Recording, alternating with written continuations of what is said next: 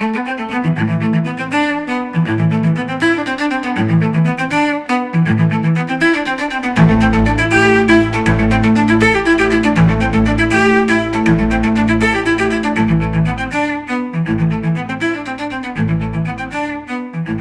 d'or de l'Amérique commence dès à présent.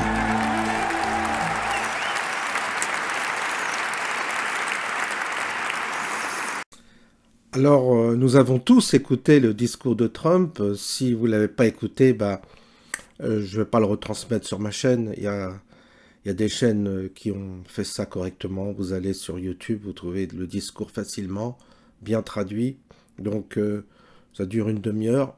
Mais moi, je l'ai enregistré pour le garder comme témoin d'un moment historique, d'un moment fabuleux, d'un moment magique, parce que ça nous met nous face à notre médiocrité. C'est un révélateur de notre médiocrité. C'est pour ça que j'aime les États-Unis. Je vous l'avais dit, je suis allé plusieurs fois aux États-Unis. Ça, il y a de ça, je dirais, mon dernier voyage date d'avant le Covid. Hein. Alors, ça date de 5 ans. Hein, ça passe vite. Mais j'y allais régulièrement parce que j'avais un ami là-bas, en Floride, qui me logeait. Et je voyageais pas mal. Je louais une bagnole et je traversais. Je me promenais comme ça. Et j'observais, je regardais. Même un temps, j'ai voulu acheter une maison là-bas. C'était un montage particulier parce qu'on achetait la maison, mais on ne payait rien parce que c'était le locataire. C'était une maison témoin. Et le locataire remboursait le crédit. Et on récupérait cette maison 5 ans après. C'était un truc qui était marrant, mais bon, à l'époque, j'étais peut-être un peu foufou, j'en sais rien. En tous les cas, j'avais envie de me tirer, de vivre aux États-Unis, parce que j'y avais des amis, ça aide. Et donc, mon objectif, c'était de m'installer près de ces amis. Malheureusement, les deux sont décédés, ce qui fait que je n'ai plus de contact aux États-Unis. Et c'est vrai qu'aujourd'hui, je crois que depuis, il y a eu une inflation, les prix sont plus du tout les mêmes. Avant, on arrivait à dépenser très peu d'argent, les locations de voitures coûtaient pas cher, le pétrole coûtait pas cher, la nourriture, on se débrouillait assez facilement. Donc on pouvait voyager avec des billets qui étaient pas chers non plus. Et donc on se tapait des vacances aux États-Unis qui étaient pas chères du tout. Mais j'aimais bien l'ambiance, j'aimais bien ce côté respectueux et décomplexé à la fois. Respectueux de certains codes, c'est-à-dire on ne transgresse pas une certaine manière on respecte des choses, on respecte le militaire qui est dans la rue, on va le respecter. On voit plusieurs militaires, les gens respectent. Sur la plage, quelqu'un avait entonné l'hymne national, tout le monde se met en pause et tout le monde se met sa main sur le cœur. En tous les cas, chacun se tient bien. Et par contre, il y a un côté très décomplexé, très cool, qui est agréable. C'est-à-dire, on se sent bien un peu partout, quelle que soit notre manière de nous habiller, quel que soit notre physique, on se sent à l'aise. Beaucoup plus à l'aise qu'en France. Il n'y a pas de regard sur vous. Il n'y a pas un regard pesant qui vous juge. Il n'y a pas ça là-bas. C'est pour ça que j'ai vu les gens qui sont handicapés, tout ça, ont l'air très à l'aise. Ils sont très bien intégrés. Il n'y a pas un regard sur eux. Alors que chez nous, c'est toute une autre affaire. La conduite était agréable aussi, c'est simple, le code de la route c'est très simple, il n'y a pas tous ces symboles qu'il y a chez nous, il y a pas il y a des limitations, mais c'est cohérent. Enfin, moi j'ai jamais eu un PV, j'ai jamais eu un contrôle, jamais rien eu, pourtant j'ai bouffé des kilomètres, mais à partir du moment où tu respectes les vitesses, tout se passe bien. Pas de vol, rien, enfin j'ai jamais été en insécurité. À l'époque, hein. Après ça avait changé avec Biden, mais je suis pas allé sous Biden. Et puis, le wokisme, tout ça, j'ai pas connu. Quand j'y allais, j'étais pas au courant de tout ça. Ça arrivait un peu, surtout après. Et moi, j'y suis allé pendant l'ère Trump. Parce que quand Trump avait été élu, j'étais sur place. Et j'ai profité de ces années qui étaient vraiment agréables. Et là, je retrouve l'Amérique que j'ai aimée à travers le discours de Trump. C'est-à-dire un respect des codes, des rituels. Il y a un rituel d'investiture qui est très bien. Et ça continue, là, en ce moment. À l'heure où je vous parle, il va retrouver les gens qui auraient voulu participer à l'investiture, mais qui n'ont pas pu à cause du froid. Donc ils vont se retrouver dans un stade, les discours vont reprendre, l'ambiance, tout, quoi. C'est fantastique, ça donne la pêche. Moi, quand quand j'y allais, je retournais en France avec la pêche. Par contre, quand je revenais en France, tout me tombait dessus. Surtout la bêtise des gens. Surtout la bêtise. Je trouve que les Américains sont moins bêtes. On les prend pour des idiots, je sais pas pourquoi, mais je trouve que le Français est très con, quoi. Très con dans ses comportements, dans sa manière de réfléchir, de se croire intelligent, toujours prendre une pause, avoir une allure, je sais pas. Là, les États-Unis disent les choses, les Américains disent les choses telles quelles, quoi. Ils se prennent pas, ils font pas de grandes phrases. Moi, je maîtrise pas très bien l'anglais, mais on arrive à travers deux, trois fois, à s'expliquer très simplement, puis à dire ce que c'est. Ils voyaient bien que la France était dans la merde avec les migrations et tout, ils nous en parlaient déjà à l'époque. Bon, bah, nous, on n'a rien changé, hein, ça continue, c'est pire. Mais l'Américain moyen, c'est assez facile de discuter, d'échanger, ça se passe bien. Et en France, tout est compliqué. Chacun veut avoir sa particularité. Ah oui, mais tu te rends compte, lui, il n'est pas comme ci. Ah, puis l'autre, il est comme ça. Ah, puis non, non, non, mais moi, je suis pas d'accord sur ce point-là. Alors, on est tous là à se chipoter sur des points de détail, et puis on a un gros tsunami qui nous arrive en pleine tronche, et on voit rien arriver. C'est notre arrogance, quoi. Il n'y a rien à faire. Ce côté arrogant, je ne supporte pas. Il n'y a pas ça aux États-Unis. Il n'y a pas d'arrogance. Du tout. Du tout. Il y a une facilité de vivre qui est étonnante. Et puis ils ont la foi, qu'est-ce que vous voulez? Moi j'aime bien, ils ont leurs églises, oui, bah oui. Ils vont à l'église le dimanche, qu'est-ce que vous voulez? Ils vont à l'église. Alors ils ont, dans toutes les villes que vous allez, il y a 3, 4, 5, 6 églises, il y a des églises de partout. Mais ils vont à leur église.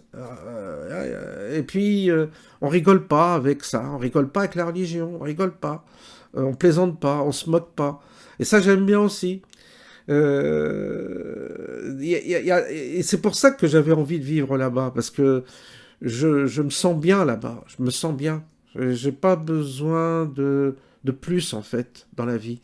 Dans la mesure où les gens sont souriants, ou quand tu vas au supermarché, bah, y a une dame qui te reçoit bien à la caisse, qui te fait un sourire. Ensuite, tu as quelqu'un qui te met toutes tes victuailles dans le sac, donc tu n'es pas là à te précipiter, à mettre tes trucs dans le sac, à payer en même temps, enfin, tu as pu savoir.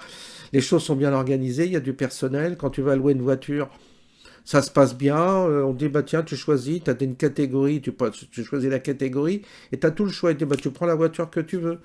Hop, tu choisis la voiture qui te plaît, et puis tu pars avec. Puis ça ne te pose pas de problème. Quand tu reviens, tu la rends. Il fait un petit tour du véhicule, tout se passe bien, il n'y a pas de, il y a pas de, il y a pas d'emmerde, il n'y a pas de problème, tout est fluide. Voilà, moi j'aime bien. Et j'aime bien la vie là-bas. Bon, tu peux te nourrir comme tu veux, tu trouves des, des, des supermarchés sympas où il y a de la bonne qualité. Enfin, tu peux trouver de la qualité si tu veux. Voilà, quoi. Et donc, grosso modo, ça me faisait du bien. Mais le retour était terrible. Le retour à la France, étroit, petit, puis en plus des petits espaces, tout est petit chez nous, les maisons sont petits, les appartements sont petits, les voitures sont petits, tout est petit, et les cerveaux sont petits, et tout est gris. Et les gens, il n'y a pas d'espace, ils pensent petit, ils réfléchissent petit, ils sont dans leur petite case. Ça, c'est le français, qu'est-ce que vous voulez, on peut rien y faire. Et qu'est-ce que je fais? Bah, je sais d'échapper à ça. Pour ça que je vis très isolé et loin du monde, parce que je pense que je les supporte plus, les Français. Je les supporte plus, et ce pays, je le supporte plus. Et quand j'ai écouté Trump aujourd'hui, ça m'a fait un coup au moral, parce que je me dis, waouh, eux, ils sont déjà dans le troisième millénaire, et nous, on est là argotés. Ah, tu penses que Trump, il est bien? Ah, tu crois pas qu'il est ceci? Ah, puis il serait bien issu de cela, et puis ils font les délicats. On a les pieds dans la merde, on en a la crasse terrible, puis ils font les difficiles, alors que le mec, il t'annonce tout comme ça, tout tombe il rétablit tout d'un seul coup, il dit tac, tac, tac, tac, émigration, économie, Dieu, allez tout le monde, allez, paf, on respecte tout, plus de genre, plus 30 genres, allez, il y a 2 genres, hommes, femmes, éducation, pareil, les enfants, allez, patriotisme, Et puis méritocratie, c'est-à-dire il n'y a plus de discrimination positive, toutes ces conneries que moi j'ai supportées en France. On le dit pas, mais chez nous ça marche comme ça. Donc tu te retrouves des fois avec un black à la con qui est ton chef et qui connaît rien. J'ai vu ça dans les administrations. Enfin moi j'ai mangé du wokisme, j'ai mangé de la discrimination positive, j'ai mangé toute cette merde. Et j'en peux plus, je n'en peux plus. Et quand j'écoute Trump, bah oui, pour moi c'est bien. Pour moi, c'est formidable. Et qu'est-ce que vous voulez, j'ai toujours assumé mon amour pour ce type d'homme. Aujourd'hui, je dis bien, dans le contexte où on est, je trouve qu'il est parfait et qu'il correspond vraiment à ce que nous aurions besoin, mais que nous n'aurons jamais parce que nous ne méritons pas.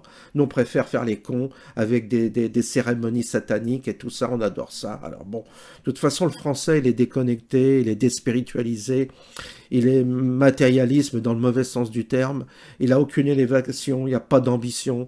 Tous les mecs veulent être fonctionnaires, t'as plus de 6 millions de fonctionnaires sur 20 millions d'actifs en France, t'as la moitié ils sont RSA, t'as la moitié ils sont tous handicapés parce qu'ils peuvent pas travailler, donc ils reçoivent il y a moitié de parasites dans notre pays, et puis c'est foutu. Les jeunes, ils se prennent, t'as les jeunes bobos, et puis voilà, et puis dans les campagnes, les jeunes ils sont au RSA, et puis ils se droguent au shit, et puis c'est tout, quoi. Il n'y a plus rien.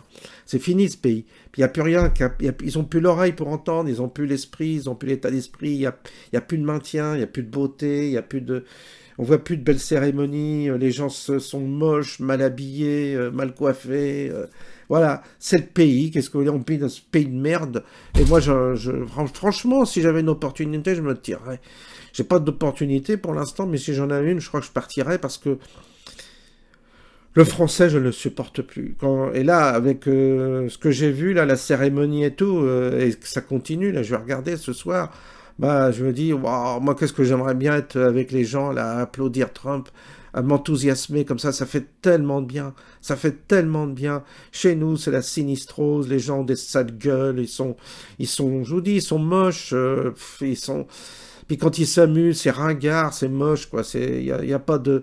Et puis même les militants, je vois les militants politiques, ils ont pas de nerfs, ils osent pas dire, ils sont là, mesurés, ils osent rien dire. Moi j'aime ce côté décomplexé, on dit les choses, vous m'avez entendu, j'aime bien, on dit les choses cash comme ça, et ça, que ça plaise ou pas, tu y vas, et t'es pas censuré, là t'es censuré, t'es tout de suite pris pour un facho, on te lance des anathèmes, t'es raciste, t'es facho, machin, on peut plus rien dire dans ce pays, on est... Vraiment, alors là, avec Trump, il y a un virage qui est donné. C'est vrai qu'ils ont subi aussi un peu ça avec le wokisme et tout. Mais ils en ont tellement ras-le-bol qu'ils ont foutu en l'air tout ça. Et ça va changer. Et les gens vont... Et ça va redonner une liberté qui n'existait plus. Mais les Américains sont capables vraiment de virer complètement, de retourner complètement la table. Et alors ça y est, on en a ras-le-bol de votre wokisme, de votre antiracisme et tout ça. On revient à des valeurs sûres. Et il a dit, il n'y a plus de couleur, on s'en fout du racisme, on parle plus de racisme. La méritocratie, t'es noir, t'es blanc, t'es jaune, on n'en a rien à foutre. Ce qu'il faut, c'est que tu bosses bien, que tu te comportes bien. Le reste, on n'en a rien à foutre. Tu crois en n'importe quel dieu, ça nous intéresse pas. Que t'aies ton dieu, c'est très bien, mais tu nous fais pas chier, tu nous obliges pas, tu nous imposes pas, etc., etc. C'est comme ça les États-Unis. Voilà. Bon. Eh bien, nous, on a choisi un autre modèle. Nous, on est. Je vous dis, on est cons. Qu'est-ce que vous voulez? Je vous dis, on est un peuple devenu très con. Et c'est une poubelle, notre pays. C'est devenu une poubelle, c'est devenu un réceptacle de débiles, profonds débiles. Tu renfermes la moitié des gens en hôpital psychiatrique parce que les gens sont dérangés, ils sont tous sous antidépresseurs, ils sont tous dépressifs. Ah, ils pondent plus de gosses, ils sont tous des avortements, ils vont faire une loi pour faire l'euthanasie. Qu'est-ce que tu veux faire avec un peuple comme ça? Il n'y a plus rien à faire. Non, je pense qu'il faut se tirer. Je pense qu'il faut partir. Bah, si je peux, je partirai. Je resterai pas là parce que je sens que j'ai rien à faire ici, rien à faire, ça avance pas, là les gens sont complètement amorphes, y a rien à en tirer, c'est comme ça. Eh bien, laissons-les. Je vous souhaite une bonne soirée et on va retourner regarder Trump, ce qu'il a de beau à nous dire ce soir.